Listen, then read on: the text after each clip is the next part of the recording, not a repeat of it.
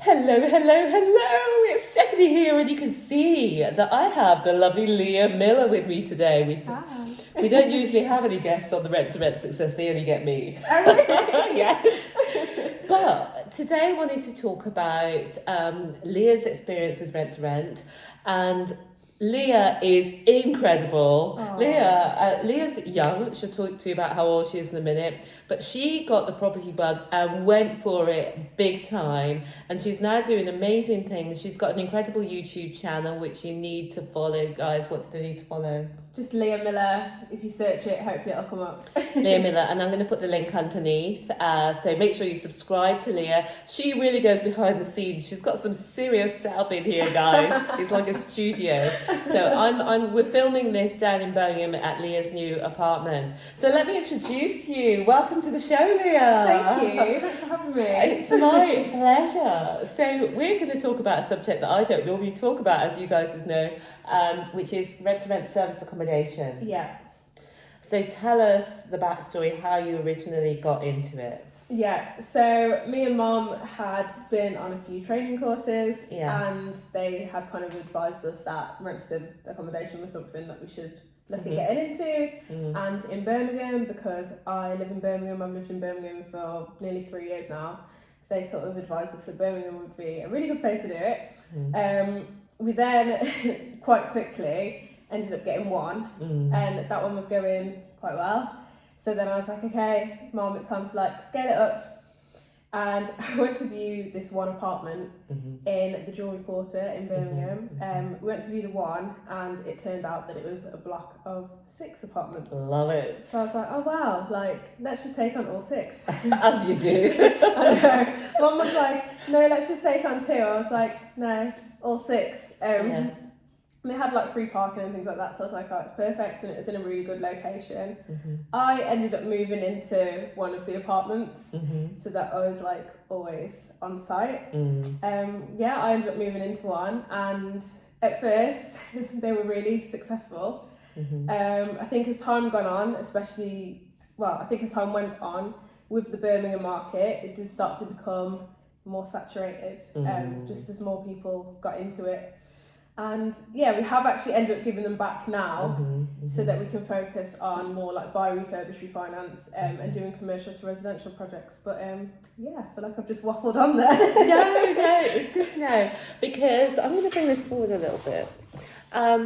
It's good to know because I mainly talk about rent-to-rent HMO, and I see rent-to-rent HMO as the beginner strategy, because rent-to-rent SA is a marketing business. You've got to keep marketing because you've maybe got your tenants, guests for 2-3 nights. You might get a long-term one, but oftentimes it's the shorter one. So you've got to keep marketing. Marketing's expensive. Paying for online platforms is expensive. Paying for cleaners is expensive.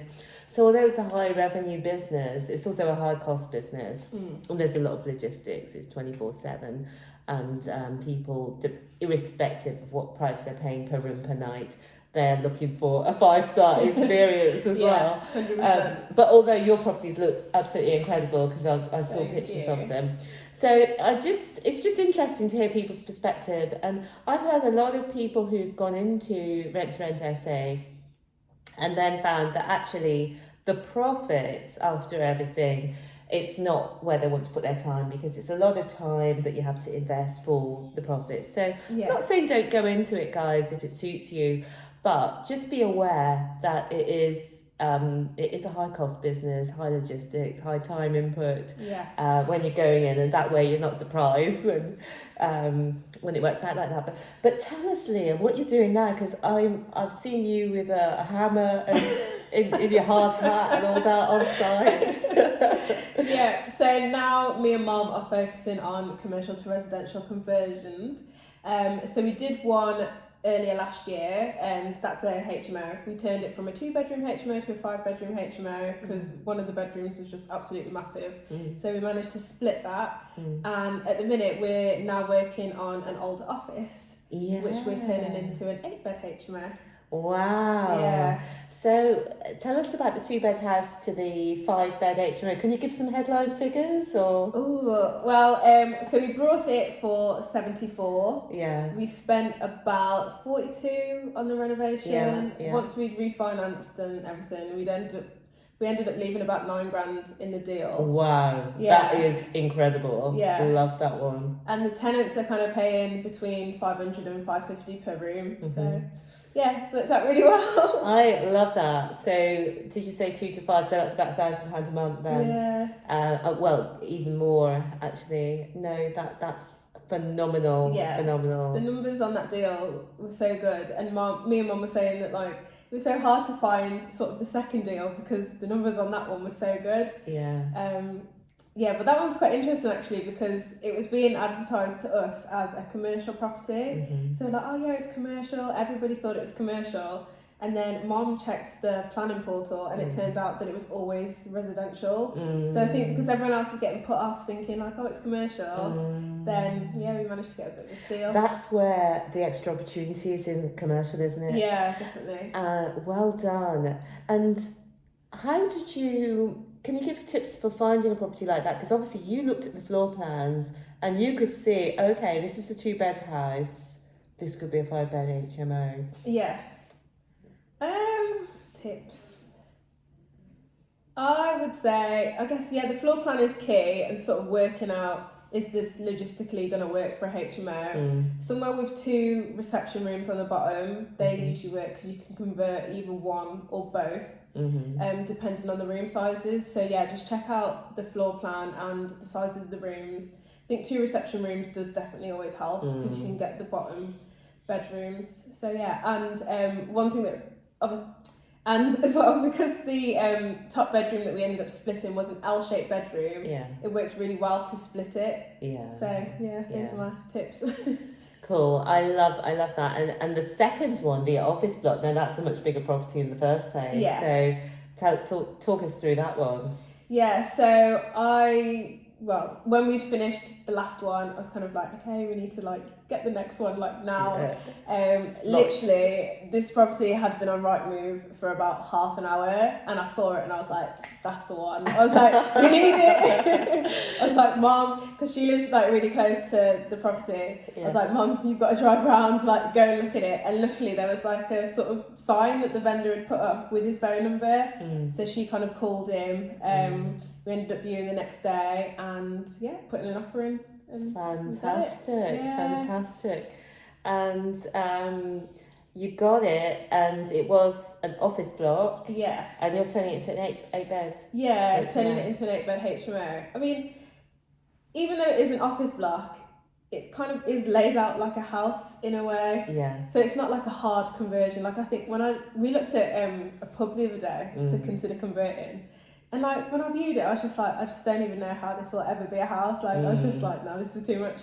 Whereas with the office, you can kind of see how the layout works for a house already. So yeah. And isn't it funny because each like step forward is like a little increment. So the first time when you were first started off with Rent to Rent SA, for example, you might have thought that converting anything would have been like, how do you do that? Yeah. But then you went to do your next one, 2-bed. I'm so impressed with that one, to 5-bed. Yeah.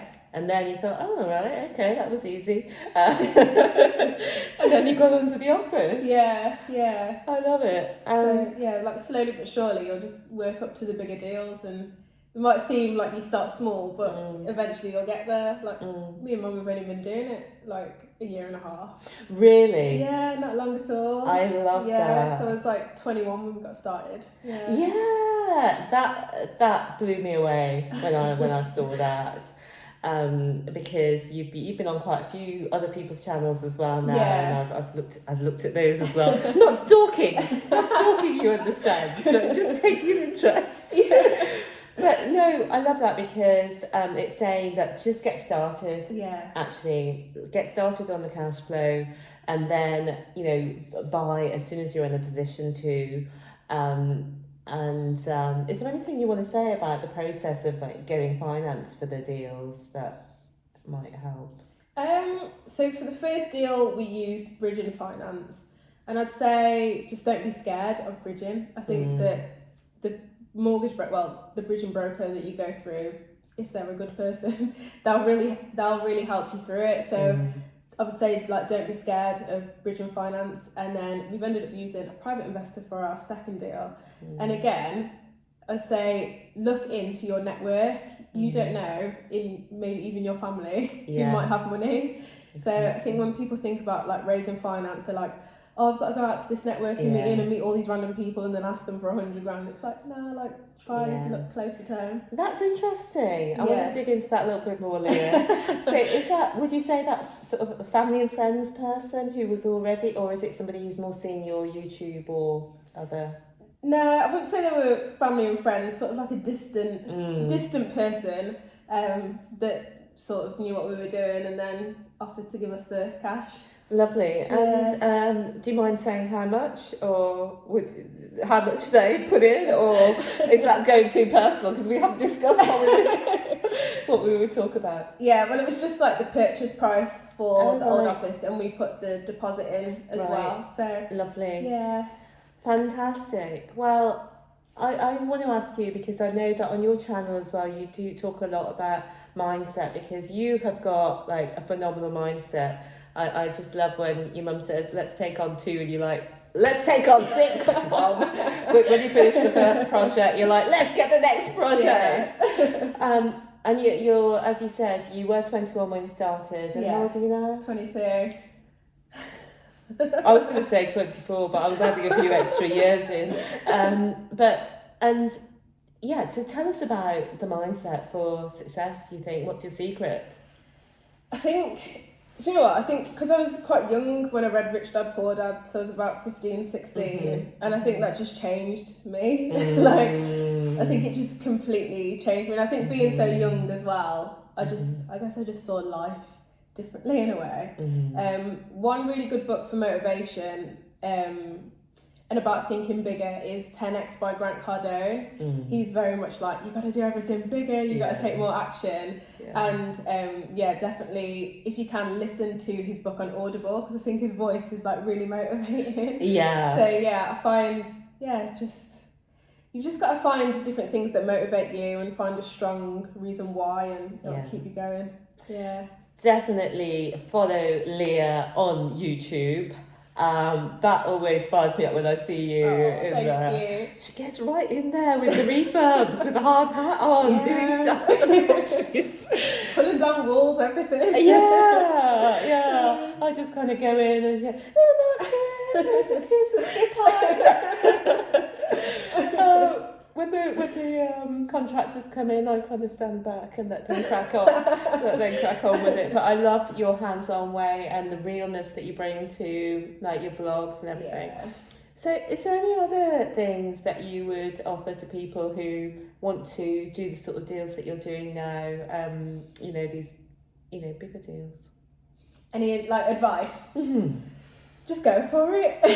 I'd say just don't be scared and reach out to people as well. There's people who are sort of further along than you are. Just message them on Instagram or whatever, and just Oh, Leah's big on Insta, so do you want to give your Insta handles? So it's at Leah_Miller, and then our property page is at _LCM Home. So that's all the behind the scenes. Brilliant. And I am now on Insta as well. I've only been on there for a few weeks, don't really know what I'm doing, but I'm at Stephanie T Property, and I'll put that underneath as well. So Leah, thank you so much for coming on thank you. The Rent to Rent Success channel, and I'm sure we'll do this again, because I'm definitely following on what you're doing. Definitely. Is there anything that you want to let people know about where to find you or what you're up to just before we close? So I'd say definitely check out my YouTube channel. It's just Leah Miller, and then you can kind of see sort of progress of our house renovations. I sort of upload them every like 2-3 weeks. Just follow me. Brilliant. If you want. Thanks, Leah, and see you guys later. Leave a comment with anything you want to follow up with Leah, or if you love this video, if you love Leah Miller, give this video a like. Okay, see you. Bye. Bye.